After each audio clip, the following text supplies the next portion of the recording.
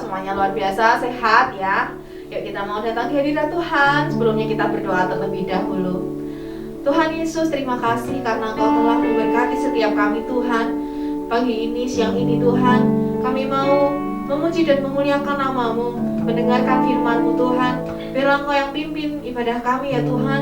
Meskipun kami di rumah kami masing-masing, hanya melalui YouTube kami bisa bertatap muka, tetapi biarlah Engkau yang tetap menyertai setiap kami, dan Engkau yang akan hadir di dalam setiap hati kami. Terima kasih Bapa, kami sambut berkat-Mu, kami sambut firman-Mu, dan kami sambut juga pujian-Mu.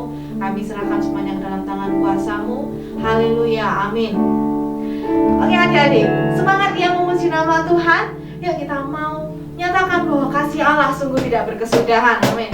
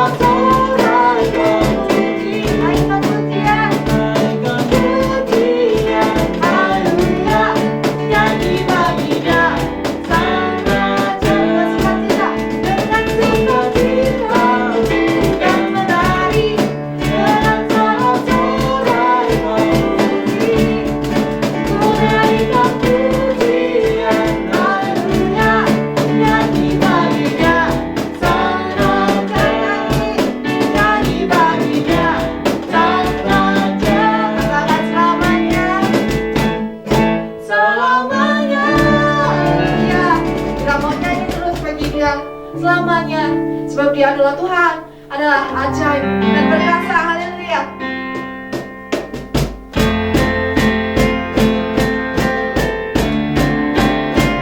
Betapa ajaib Kau Tuhan.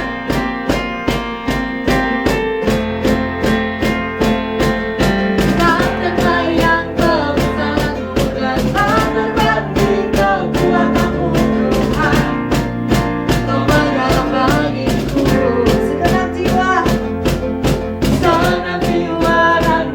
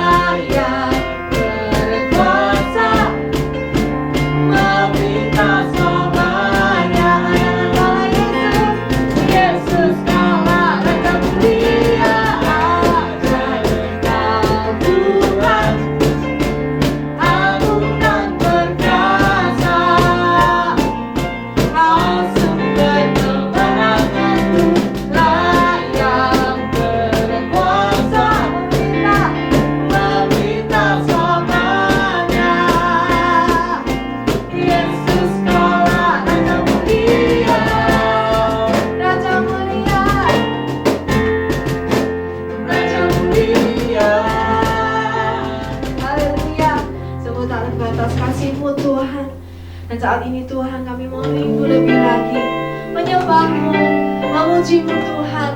Dengan segenap hati kami mau serahkan seluruh kehidupan kami, menyembah dan memuliakan nama-Mu Tuhan. Haleluya Yesus. Inilah rinduku kepadamu. Segenap hati kami Tuhan, segenap hatiku menyembah-Mu.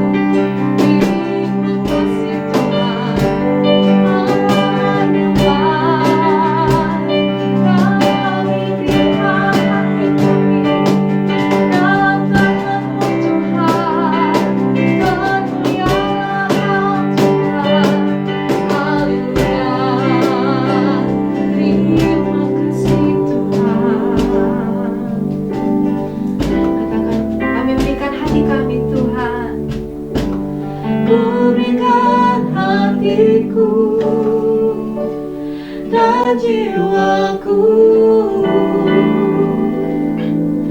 semuanya bagimu di dalam hidupku, di setiap waktu. Nyatakan jalanmu, nyatakan jalanmu Tuhan. Nyatakan jalanmu, nyatakan jalanmu, nyatakan jalanmu.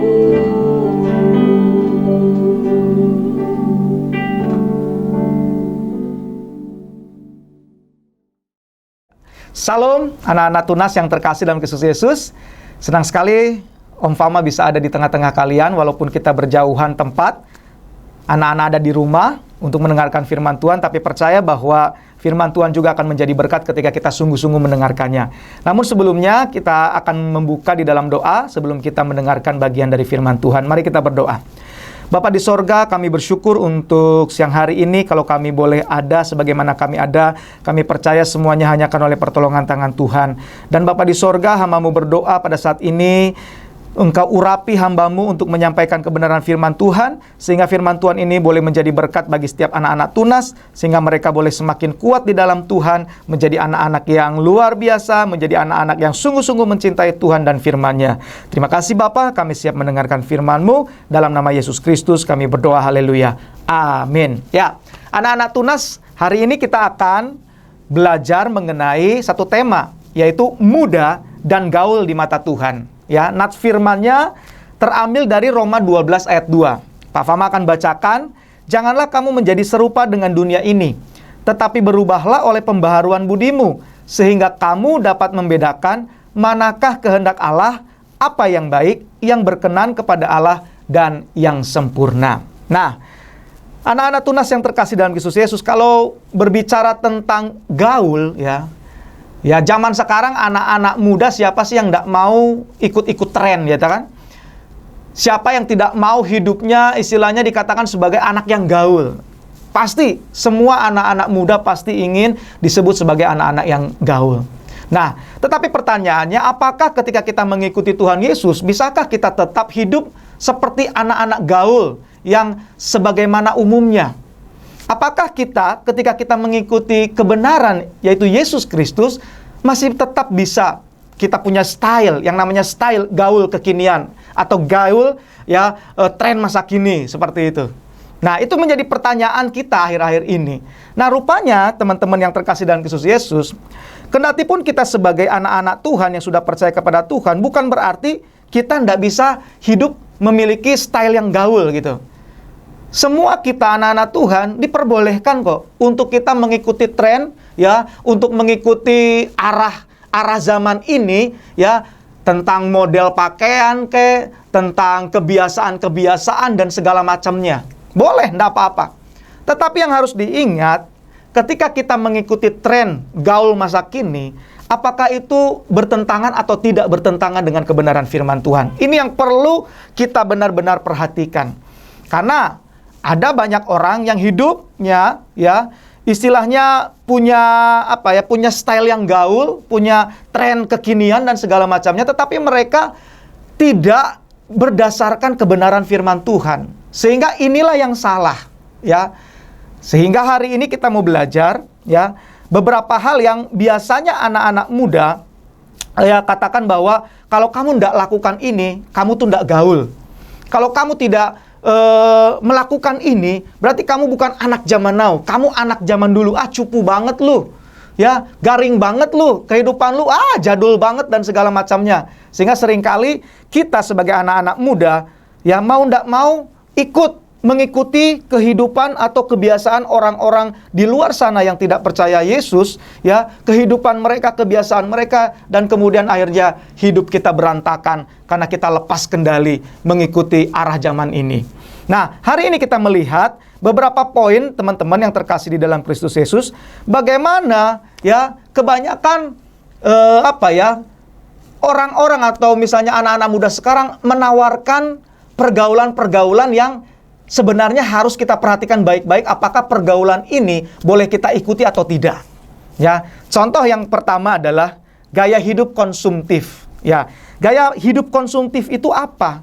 Ya, itu adalah gaya hidup yang suka menghabiskan waktu, ya, menghabiskan uang untuk berbelanja secara berlebih-lebihan atau berfoya-foya. Ya, bukan hanya benda, tetapi juga ada makanan, ada kesenangan, ada pesta pora di sana. Pokoknya segala sesuatu yang menyenangkan tubuhnya, menyenangkan dagingnya. Wow, dia lakukan semuanya itu. Dia korbankan uangnya, dia keluarkan uangnya, dia pakai uang orang tuanya. Supaya apa? Dia puas dengan kesenangan-kesenangan materialisme atau konsumtif itu.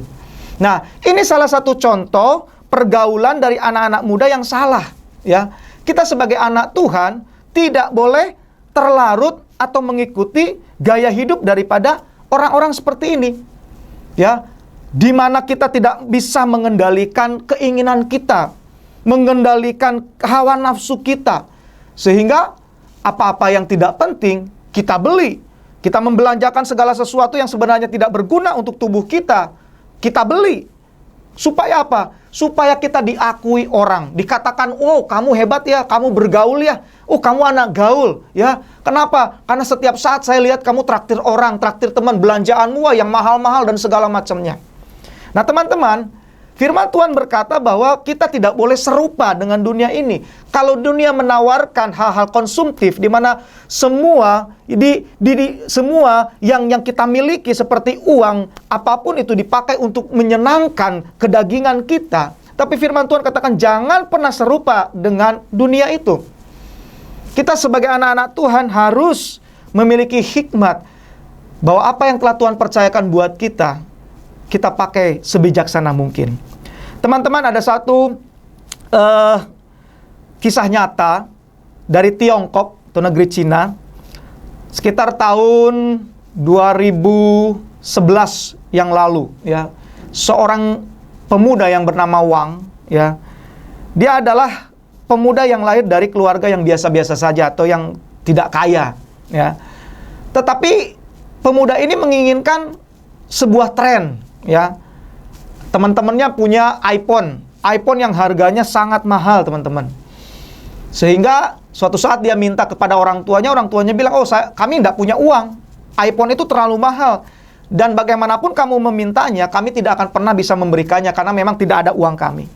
Akhirnya apa? Uang ini berpikir, oh, kalau memang orang tua saya tidak punya uang, mengapa saya tidak mencoba untuk menawarkan ginjal saya? Jadi di dalam tubuh kita itu ada 2 ginjal kanan kiri. Jadi Wang menawarkannya secara online di media sosial. Dia menjual siapa yang mau membeli salah satu dari ginjalnya. Rupanya ketika Wang ini men-share di situs online, tiba-tiba ada orang yang merespon dan kemudian berkata seperti ini, "Wang, saya tertarik dengan tawaranmu. Bagaimana kalau saya membeli salah satu ginjalmu seharga $3.000? Ya, sekitar 30 jutaan, teman-teman." Wah, Wang begitu bersukacita. Akhirnya ada yang mau membeli ginjalnya. Wang berpikir, wah, saya kan punya 2 ginjal. Ginjal yang satu nanti dijual kan masih ada yang satu. Nggak masalah. Ya. Tapi yang paling mengerikannya, teman-teman, ketika Wang menjual ginjalnya, dia menjual ginjalnya secara ilegal. Artinya operasinya juga dilakukan di sebuah klinik yang ilegal, yang tidak resmi, ya, yang bukan atau tanpa seizin dari pemerintah. Sehingga ini sangat melanggar peraturan dan membahayakan nyawanya. Akhirnya Wang berhasil menjual salah satu ginjal sebelah kanannya dan kemudian mendapatkan uang 30 juta kurang lebih dan kemudian membeli 4 iPhone, teman-teman. Dan dia begitu senang. Tapi apa yang terjadi? Seminggu setelah dia dioperasi, rupanya bekas luka dari operasinya itu tidak kunjung sembuh. Bahkan menyebabkan infeksi sampai kepada ginjal yang satunya. Karena apa? Karena operasinya tadi ilegal, tidak resmi, tidak higienis, ya, sangat kotor, tidak memenuhi standar kesehatan. Akhirnya yang diterima oleh Wang apa? Bukannya kesenangan, bukannya kepuasan, bukannya kenikmatan, malahan harus menderita seumur hidup. Dia terbaring di tempat tidurnya sampai bertahun-tahun lamanya. Nah, teman-teman yang terkasih, kenapa ini bisa terjadi? Karena pengaruh dari luar. Karena konsumerisme tadi. Karena sifat atau gaya hidup konsumtif yang selalu ingin mengeluarkan segala sesuatu, sehingga dia lupa bahwa apa yang dia keluarkan, uangnya untuk membeli sesuatu yang tidak berguna itu tidak bermanfaat dalam dirinya. Nah, sebagai anak Tuhan, kita harus menghindari itu. Lebih baik kita konsumtif dalam hal apa? Konsumtiflah dalam membaca firman Tuhan. Konsumtiflah dalam beribadah. Konsumtiflah dalam melayani Tuhan. Konsumtiflah dalam berdoa. Itu yang Tuhan inginkan. Itu adalah salah satu cara kita ya menunjukkan bahwa kita adalah anak-anak yang bergaul ya di mata Tuhan dan juga di zaman sekarang ini. Kemudian yang kedua, apa saja juga yang ditawarkan oleh dunia atau anak-anak dunia untuk kita waspadai tentang pergaulan. Yang kedua adalah tentang merokok dan minum-minuman keras. Ya, kebanyakan kalau kita mau jujur teman-teman, ya, kalau kita bertemu dengan teman-teman di luar yang belum sungguh-sungguh di dalam Tuhan, mereka merokok, mereka minum minuman keras dan segala macamnya.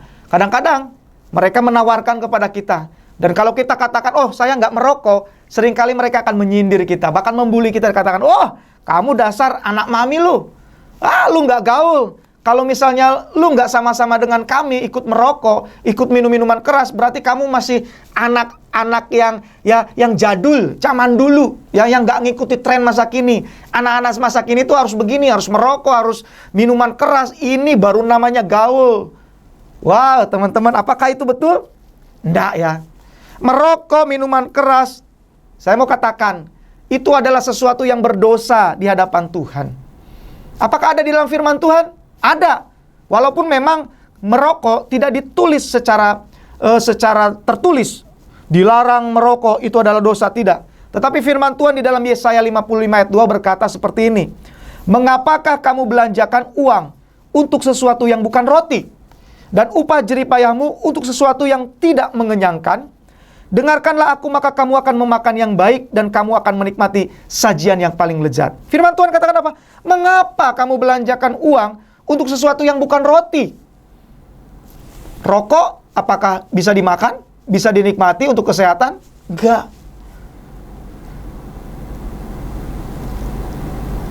Rokok itu bukannya memberikan kesehatan, kekuatan kepada kita, tetapi justru merusak tubuh kita. Sedangkan di dalam 1 Korintus pasal 6 ayat 19-20 berkata apa? Bahwa tubuh kita adalah bait Roh Kudus, di mana Roh Kudus itu diam di dalam kita, yaitu Roh Kudus yang kita peroleh dari Allah. Jadi kita tidak bisa main-main. Kamu boleh bergaul, ya, kamu boleh punya style gaul, tetapi dalam hal merokok, minum minuman keras, apalagi narkoba, kamu tidak bisa kompromi di dalamnya. Karena itu adalah sesuatu yang bukan roti yang akan membawa engkau kepada kehancuran. Ya, makanya kalau ada anak-anak atau teman-teman di luar sana yang menawari kamu seperti itu, lebih baik kamu pergi. Jangan bergaul dengan mereka. Masih ada banyak teman-teman ya yang lain yang bisa kamu ya jadikan sahabat untuk bisa bergaul, terutama anak-anak Tuhan. Kemudian yang ketiga, tawaran dunia apa saja yang perlu kita waspadai tentang mentaati orang tua. Ini yang ketiga. Ya, dunia berkata apa? Kamu itu anak mami, masih nurut nasihat orang tua. Sekali-kali atau seringkali lebih baik bantah orang tua itu. Ya. Nah, ini sering. Coba, misalnya anak-anak di luar sana ngajak kita misalnya pergi kemana atau main game ke warnet tanpa tahu waktu. Ya, ketika nanti mamanya atau papinya nelpon, ya temanmu bilang, udah nggak usah diangkat. Ya, kalau kamu ngangkat telepon itu berarti kamu ya masih cupu, ya. Kamu masih anak mami. Aduh, kamu nggak gentle banget, nggak pria banget, malu-maluin. Ya, hati-hati. Ingat teman-teman, kamu harus lebih mendengarkan kebenaran firman Tuhan. Firman Tuhan berkata apa? Kita harus taat dan menghormati orang tua. Supaya apa? Supaya umur kita panjang di bumi. Efesus 6 ayat 1-3 berkata, hormatilah ayah dan ibumu. Ya. Jangan kamu dengar nasihat-nasihat teman-temanmu yang malah justru membuat kamu melawan orang tuamu. Percayalah adik-adik, ketika orang tuamu berkata sesuatu tentang apapun juga, mereka menasehati kamu Mungkin mereka melarang sesuatu yang kamu lakukan. Ingat, itu adalah sesuatu hal yang baik yang mereka sedang perbuat. Tujuannya apa? Supaya kamu menjadi anak yang berhasil dan sukses. Saya percaya tidak ada orang tua yang mau anaknya hancur. Tapi semua orang tua pasti ingin anaknya berhasil. Jadi belajarlah untuk menghormati orang tua. Ya, bukan berarti kalau kamu menurut terus dengan orang tua, kamu tidak gaul. Salah. Justru anak yang gaul itu adalah anak yang menyenangkan hati orang tuanya. Anak yang gaul itu anak yang taat kepada perintah orang tuanya. Yang tidak membantah apa yang dikatakan orang tuanya. Sebab apa? Sebab dia tahu orang tuanya bertujuan baik kepada dia. Nah, itu yang ketiga. Yang keempat, apa lagi? Tentang pacaran. Wah, ini mungkin di antara adik-adik ya, ada 1-2 orang yang mungkin sudah menyukai lawan jenisnya. Tetapi saya mau berkata seperti ini, hati-hati. Kalau belum waktunya, saran Pak Fama jangan pacaran dulu. Pacaran itu ada waktunya deh. Nanti kalau kamu sudah kuliah atau selesai kuliah, sebab kamu tahu apa artinya pacaran atau tidak? Kalau kamu tidak tahu arti pacaran, buat apa pacaran? Ini waktunya sekarang kamu fokus di dalam studimu, fokus mencari Tuhan, fokus belajar, fokus cari masa depanmu, tujuan hidupmu. Itu fokus utamamu sekarang, bukan pacaran. Kalau teman-temanmu katakan, kamu kasihan deh, masih jomblo. Nah, itu kan istilah yang sekarang. Kasihan deh lu jomblo. Teman-temanmu yang lain udah punya pasangan dan segala macamnya. Mereka melakukan hal-hal yang tidak baik. Ya, hal-hal yang dilakukan oleh orang dewasa. Dan kamu melihat, rasanya kamu merasa sendiri. Ya, merasa tidak berarti. Kenapa? Merasa tidak laku. Kenapa? Karena kamu merasa bahwa, saya mungkin ya tidak ada yang suka kepada saya, sedangkan teman-teman saya itu banyak yang suka. Nah, kamu harus perbaharui cara berpikir kamu. Ya. Gaul atau tidak gaulnya seseorang tidak ditentukan apakah dia punya pacar atau tidak.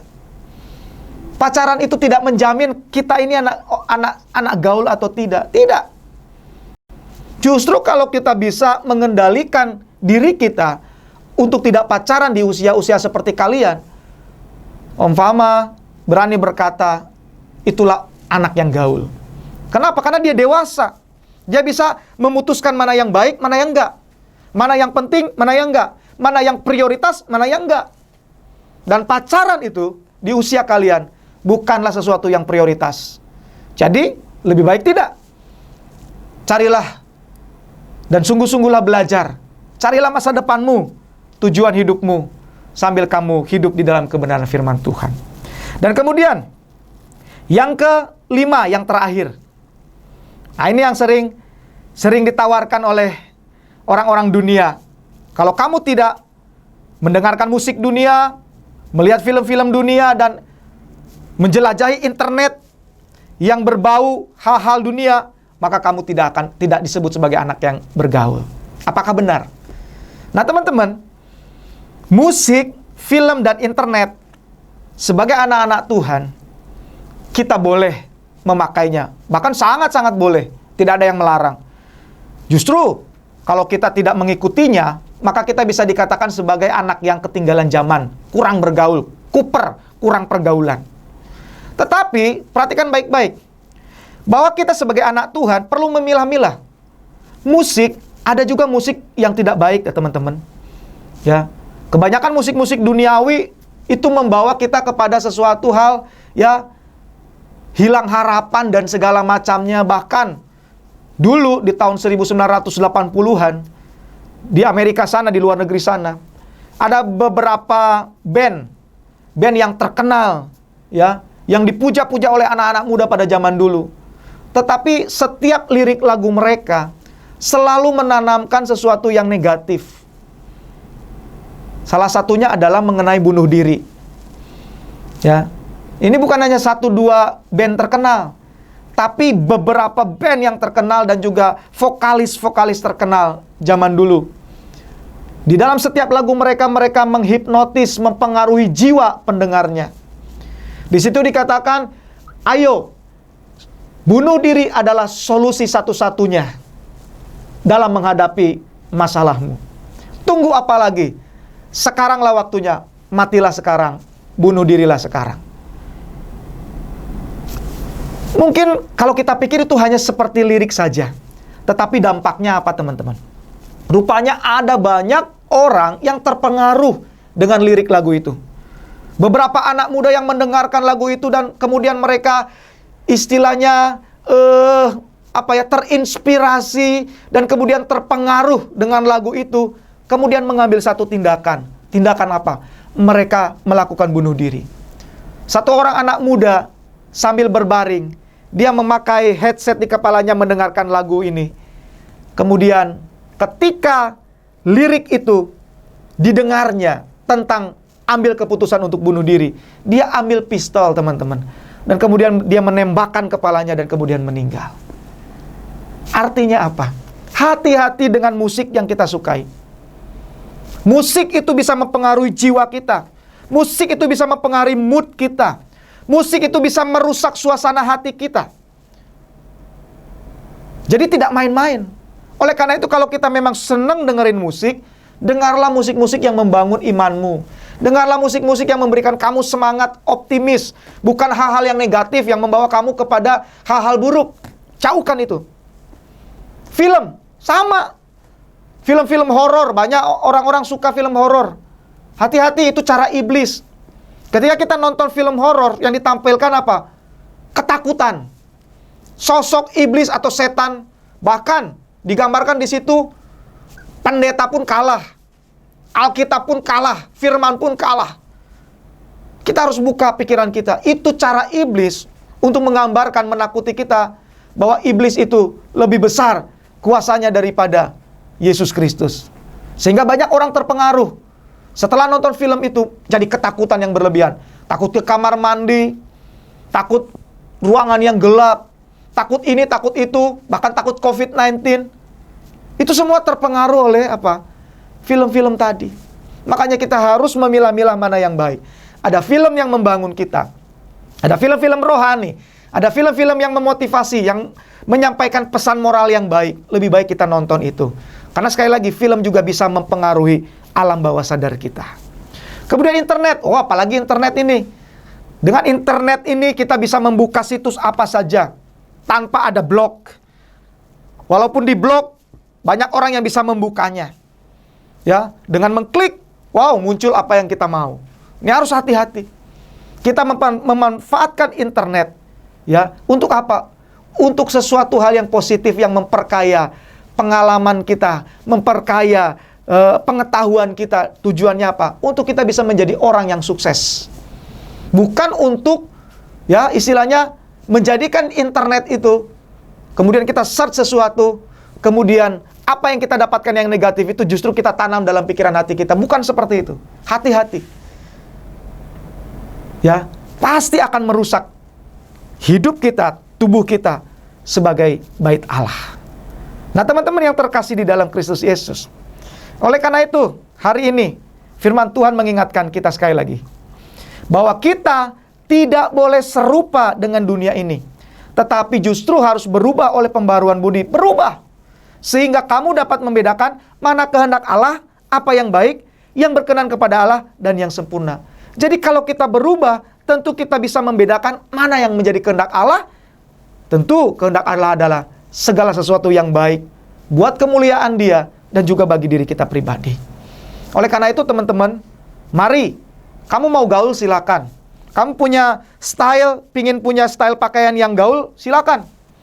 Sekarang, gaya anak zaman muda itu celananya, wah, slim fit ya, slim fit. Wah, baju juga slim fit. Kemudian gaya rambut ada yang cepak dan segala macamnya. Supaya kelihatan keren. Ya, dan segala macamnya. Busana juga mungkin aneh-aneh. Silakan. Tapi jangan lupa, apa yang kamu kenakan, style gaulmu yang kamu kenakan dalam tubuhmu, jangan sampai mencoreng nama Tuhan Yesus. Gaul style yang kamu lakukan harus sesuai dengan kebenaran firman Tuhan. Ya. Dengan gaya gaul yang kamu nampakkan, biarlah Yesus juga ternampakkan dalam dirimu. Dan itu menjadi kesaksian buat anak-anak gaul di luar sana yang belum mengenal Tuhan Yesus. Nah, teman-teman, kiranya firman Tuhan pada siang hari ini boleh menjadi berkat buat kita semua. Ya, kita menjadi anak yang muda, tetapi kita menjadi anak yang muda dan gaul, tetapi kita gaul di mata Tuhan. Tetap semangat, tetap jaga prokes, jangan keluyuran kemana-mana, tetap stay at home, banyak-banyak berdoa, supaya Tuhan memproteksi kalian dalam penyebaran virus COVID ini, dan juga Tuhan memproteksi kalian di dalam setiap pergaulan-pergaulan yang tidak benar. Mari kita berdoa. Tuhan Yesus, kami bersyukur untuk siang hari ini. Terima kasih untuk firman-Mu yang boleh hamba-Mu sampaikan. Tuhan, kami belajar hari ini. Kami boleh bergaul, kami boleh memiliki style gaul Tuhan. Tetapi kami harus tetap berdasarkan kebenaran firman Tuhan. Biarlah kegaulan kami Tuhan, style kami, itu boleh menjadi berkat buat teman-teman di luar sana yang juga memiliki style gaul Tuhan. Dan melalui hidup kami menjadi surat pujian, sehingga nama Tuhan boleh tersampaikan.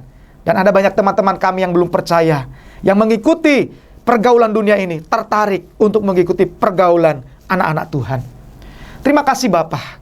Hamba-Mu selesai membacakan firman pada siang hari ini, tapi hamba-Mu percaya bahwa Roh Kudus-Mu tidak akan pernah berhenti bekerja untuk memakai kami, untuk memperbaharui kami, supaya hidup kami sesuai dengan apa yang Tuhan inginkan.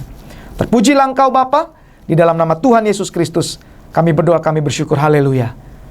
Amin. Pengumuman tunas minggu ini. Bagi teman-teman yang ingin memberikan persembahan, bisa melalui scan QR Code berikut ini. Persembahan kas gereja, persembahan perpuluhan, persembahan perluasan lahan gereja. Yuk kita lihat siapa yang ulang tahun minggu ini. Ada Immanuel Jonathan Christian, selamat ulang tahun, Tuhan Yesus memberkati. Demikian pengumuman tunas minggu ini. Sampai bertemu minggu depan. God bless you all. Ya, mari kita akan berdoa menutup ibadah tunas kita pada siang hari ini. Bapa di sorga, kami bersyukur Tuhan untuk kesempatan hari ini kami boleh mendengarkan firman Tuhan. Kendati pun kami berjauhan jarak dan tempat, tetapi kami percaya firman-Mu bekerja atas setiap anak-anak tunas untuk memberikan mereka damai sejahtera, sukacita, pengharapan. Karena kami tahu akhir-akhir ini ada banyak tantangan yang dihadapi, terutama melalui COVID-19 yang semakin meningkat trennya. Tetapi kami percaya firman-Mu menguatkan kami. Firman-Mu memberikan kami penghiburan, bahkan firman-Mu yang menjaga hati kami. Terima kasih Bapa untuk siang hari ini. Hamba-Mu telah selesai, tetapi hamba-Mu percaya bahwa firman-Mu akan terus bekerja dalam kehidupan kami. Berkati anak-anak tunas pada saat ini, berkati dimanapun mereka berada. Kalau mereka sedang mengalami kesulitan, kiranya Tuhan boleh menolong dan membantu.